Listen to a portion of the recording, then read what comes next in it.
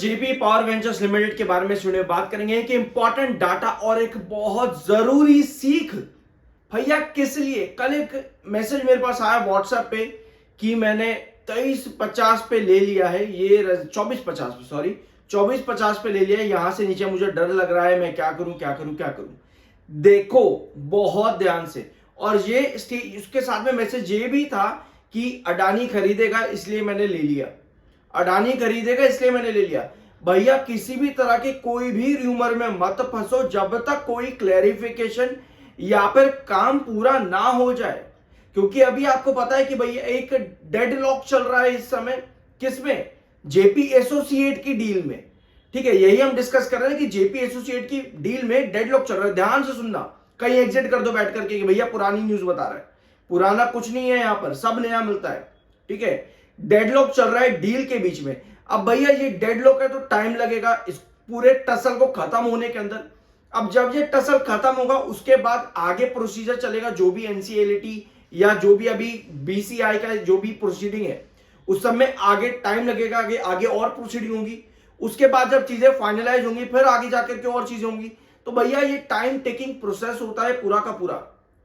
ठीक है, लेकिन ये डायरेक्ट इंपैक्ट आपको जेपी एसोसिएट से, जेपी पावर से इनडायरेक्ट इंपैक्ट है। इसके लिए कंपनी ने ऑलरेडी 2024 में एक अपडेट, एक क्लैरिफिकेशन दिया था जो कि किसी को याद नहीं है।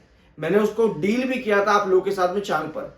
तो किसी भी तरह के कोई र्यूमर में मत फंसना, क्योंकि भैया कुछ इस तरह के कमेंट्स या मैसेजेस आपको हमेशा दिखेंगे। अडानी, ध्यान से सुनो, अडानी और Dalmia both may not be win win, कुछ भी लिख देते हैं लोग। As Adani intends to retain JPP, integrate it with their power company and expand with their expertise is running efficiently power plants and implementing new projects with ease in record time, which will give better visibility and valuation before ways of stake increase is disclosed। भैया कोई भी किसी भी चीज को यहां पर बताया जा रहा है, कुछ भी बताया जा रहा है, ये मनी कंट्रोल से उठाया मैंने कमेंट। कुछ भी यहां पर बताया जा रहा है, कुछ भी कि भैया अडानी रिटेन कर लेगा। पहली बात भैया, क्या रिटेन कर लेगा? क्या अडानी की कंपनी है जो कि एनसीएलटी में पड़ी थी? नहीं ना। तो अडानी क्या रिटेन कर लेगा? वहां पर जो उसकी कंपनी थी जो एनसीएलटी में पड़ी थी, भैया वापस रिटेन कर लिया, ऐसा कुछ नहीं है। दूसरा भैया, स्टेक उठा लेगा अडानी। तीसरा, अडानी अपने प्रोजेक्ट के अंदर अपनी कंपनी, पावर कंपनीज के अंदर इसको मिला देगा और प्रोजेक्ट जल्दी जल्दी बढ़ने शुरू हो जाएंगे।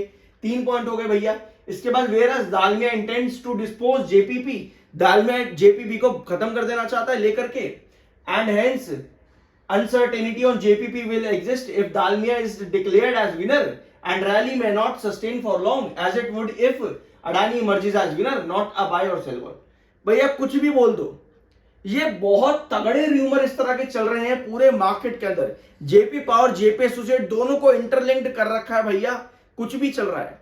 लेकिन मैं आपको फिर बता दूं, किसी भी तरह के र्यूमर में मत फंसो भैया।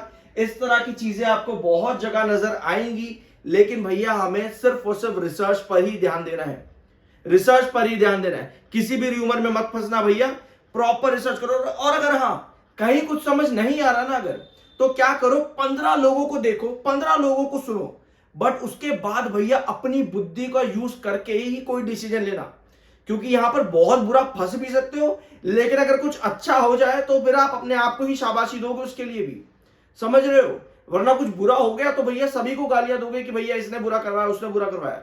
तो इस चीज के चक्कर में मत फंसना भैया, प्रॉपर रिसर्च करो, क्योंकि ये डिटेल अभी सिर्फ और सिर्फ अधूरी है सारी की सारी। अब आते हैं मार्केट एक्सपर्ट्स के ओपिनियन पर।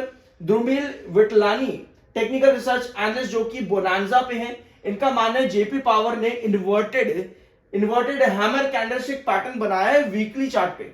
वीकली चार्ट पे इन्वर्टेड हैमर पैटर्न बनाया है। अब भैया ये बेयरिश पैटर्न है क्या? सेलिंग प्रेशर देखने को मिल रहा है इनके अकॉर्डिंग। अब भैया बिल्कुल भैया, गिरेगा तो प्रॉफिट बुकिंग आएगी, वो तो सभी कह देते हैं, लेकिन प्रॉपर चीजें यहां पर क्या है? अब इनके अकॉर्डिंग आरएसआई अभी भी एक मिड पॉइंट के अंदर आ चुका है, जो कि एक अच्छा साइन है। ठीक है, स्टॉप लॉस आपको 21-30 पे लगाना चाहिए, safe guard against potential downside. अब इनके अकॉर्डिंग शेयर में अभी जो कंडीशन है वो बियरिश है, अभी भी बियरिश है। ऑल दो आपके टेक्निकल्स अब नीचे आ चुके हैं, मिड जोन में है, बट स्टिल आपको अलर्ट रहना चाहिए। अच्छी बात है। देखो अभी यहां पर आएंगे चार्ट पैटर्न पे, इनके अकॉर्डिंग थोड़ा सा बेरिश मोमेंटम अभी और देखने को मिल सकता है।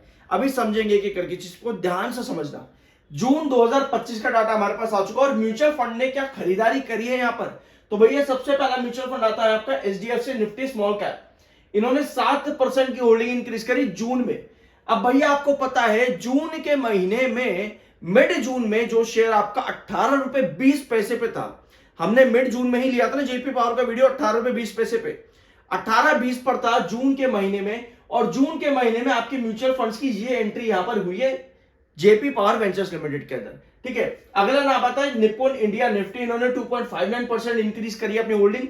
क्वांटिटीज आप यहां पर देख सकते हो, 2,04,000, 1,47,000, 63,000, 29,000, 28,000, 24,000, 8,000, 9,000, 5,000, ठीक है। तो क्वांटिटीज कम है बट स्टिल हमको म्यूचुअल फंड्स आते देखने को मिले, थोड़े बहुत सेलिंग पर भी देखने को मिले म्यूचुअल फंड, जिसमें सबसे हाईएस्ट सेलर रहे आपके टाटा निफ्टी 500 मल्टी कैप, ठीक है। ओवरऑल म्यूचुअल फंड्स ने जो आपकी क्वांटिटी एड ऑन करी है वो है ये वाली, यानी कि 5,04,622 ये क्वांटिटीज एड ऑन हुई है म्यूचुअल फंड्स की तरफ से जेपी पावर वेंचर्स लिमिटेड में। तो ये आपका हो जाता है म्यूचुअल फंड्स का डाटा। अभी अच्छी चीज यहां पर ये हुई है कि आपका एमएफआई नीचे आ चुका है 90s के बेरिश मोमेंटम से नीचे आ चुका है 69.6 का, और आरएसआई 60.4 का है। तो ये टेक्निकल सब आपके न्यूट्रल हो चुके हैं, लेकिन 60s के टेक्निकल स्टिल आपको यही बताते हैं कंसोलिडेशन, अनलेस आपके पास कोई पॉजिटिव न्यूज नहीं है। भैया कुछ पॉजिटिव न्यूज तो अभी है नहीं, सब चीजें डायलेमा के अंदर पड़ी हुई है। कंपनी ने अभी Q1 के नंबर अनाउंस नहीं किए हैं, ऑल्दो मैं एक प्री एनालिसिस ले चुका, अगर आप चाहो तो उसको देख सकते हो। अभी भी शॉर्ट टर्म एएसएम 1 में है स्टॉक, ये भी मार्केट एक्सपर्ट्स ने यहां पर क्राइटेरिया रखा है कि भैया अभी स्टॉक यहां पर है इस क्राइटेरिया के अंदर एएसएम 1 में, तो थोड़ा सा अलर्ट रहने की यहां पर भी आपको जरूरत है। तो चीजें आपने आगे समझ ली हैं। अब आता है छोटा सा चार्ट पैटर्न समझते हैं, बहुत ध्यान से देखना। ये आपकी कंडीशन बनी थी, ठीक है, ये पूरी आपकी चार्ट पैटर्न की कंडीशन है जिसमें आपको 23 रुपए 50 पैसे ये आपका रेजिस्टेंस बनता देखने को मिला था। यही चीज हमने डिस्कस करी थी लॉन्ग टर्म पैटर्न के अकॉर्डिंग कि 23.50 और 22.20 के बीच में शेयर कंसोलिडेट करता तो ऊपर दिखेगा, और हो गया अभी वहां पे, ठीक है। लेकिन अब क्या कर रहा है, फिर से शेयर नीचे आया यहां से ब्रेकआउट देने के बाद में, लेकिन सस्टेन नहीं किया क्योंकि 90s के एमएफआई थे बेयरिश ओवरबोट, तो स्टॉक वापस से आपका 22.20 और 23.50 के पुराने रेजिस्टेंस के बीच में आ रहा है। अब यहां कंसोलिडेट कर रहा है, टिकने की कोशिश। अब आपको एक चीज पता है कि भैया अगर रेजिस्टेंस पर टिकता है, हमारे पास कुछ पॉजिटिव न्यूज आती है तो पॉसिबिलिटी बनती है अपसाइड की, लेकिन आपको कैंडल्स को समझना पड़ेगा, क्योंकि बिना समझे कैंडल्स को भैया आप कुछ भी कर जाओगे, ठीक है। वो काम नहीं करना है, प्रॉपर रिसर्च और एनालिसिस हम लोगों को करना है ताकि हम फंसे नहीं, हमें जीतना है, हारना नहीं है, ठीक है। तो 23.50 और 22.20 ये आपका रेजिस्टेंस के बीच में कंसोलिडेशन अभी भी चल रहा है। ये और short term target, short term range के बीच में, ये रेंज पर अभी हम यहां पर हैं, ठीक है। ब्रेकआउट करने की भले ही कोशिश करी इस हफ्ते के अंदर 23.50 को, बट वो सस्टेन नहीं हुआ, सेलिंग वहीं से आपको देखने को मिल गई। अब एक चीज अच्छे से देखना है यहाँ पे, ये जो 30 मिनट टाइम फ्रेम पे चार्ट है ना भी आपका, ये शुरुआत होती है आपकी 15 जुलाई से लेकर के अभी तक अगर आप 30 मिनट टाइम फ्रेम पर देखोगे, शेयर येलो क्रॉसओवर के नीचे है लगातार। और अगर हम डेली टाइम फ्रेम पर देखें तो येलो क्रॉसओवर आपका भी बहुत नीचे है, यानी क्या यहां पर सस्टेनेबिलिटी ब्रेकडाउन हो सकती है। अब वो कैसे होगी, सस्टेनेबिलिटी ब्रेकडाउन होने का मतलब यह है कि क्या अपने इस रेजिस्टेंस जोन को तोड़ करके शेयर और नीचे आ सकता है, क्योंकि येलो क्रॉसओवर आपका 2087 पे है, 20.87 पे है। तो भैया 30 मिनट टाइम फ्रेम पे आपको कहीं ना कहीं यही बता रहा है कि शेयर 15 जुलाई से लगातार नीचे है येलो क्रॉसओवर के, और बार बार जब भी येलो क्रॉसओवर को ब्रेकआउट करने की कोशिश करिए, सेलिंग बार बार हमें देखने को यहां पर मिली है, हर बार सेलिंग दिखी है। अब लास्ट सेशन के अंदर ये पूरा 30 मिनट टाइम फ्रेम आप यहां पर देखोगे, सेलिंग, थोड़ी बहुत बाहर आते देखने को मिला, बट वो भी जैसे ही 30 मिनट टाइम फ्रेम के येलो क्रॉसओवर पे आया, वो भी सेल में कन्वर्ट हो गए। तो हमें ये देखना है कि ये yellow crossover 30 minute time frame के ऊपर कितना सस्टेन हो पाता है स्टॉक। अगर इसी तरह की कंडीशन बनती है तो भैया बहुत बेयरिश मोमेंटम आपको देखने को मिल सकता है। तो ये चीजें आपको बहुत ध्यान से मालूम होनी चाहिए। वीडियो को एंड करने से पहले मैं फिर आपको यही बोलूंगा कि भैया 1000 लोगों को सुनो, लेकिन हमेशा कोई भी डिसीजन अपनी बुद्धि से लिया करो। जब तक रिसर्च नहीं करोगे तब तक आप सीखोगे नहीं, क्योंकि जिस तरह से हम स्कूल में पढ़ते हैं ना, एलकेजी यूकेजी में सीखते हैं, ABCD सीखते हैं, फिर जाकर के थोड़े बहुत वर्ड्स लिखना सीखते हैं, फिर जाके हम कहीं स्पीच दे पाते हैं, वही काम भैया ये स्टॉक मार्केट भी है। यहां पर भी आपको ABCD सीखनी पड़ेगी स्टॉक मार्केट की।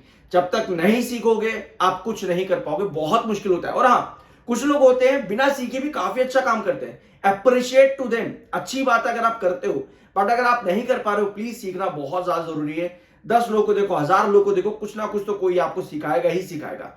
आई होप कि वीडियो आपको पसंद आया होगा। बाय एसएल की कोई रिकमेंडेशन नहीं है, मिलते हैं अगले वीडियो में।